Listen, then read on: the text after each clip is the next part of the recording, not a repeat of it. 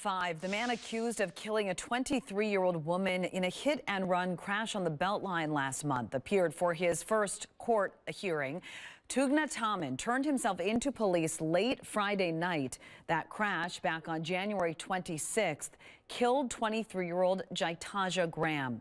Taman is set to appear next later in February for a preliminary hearing.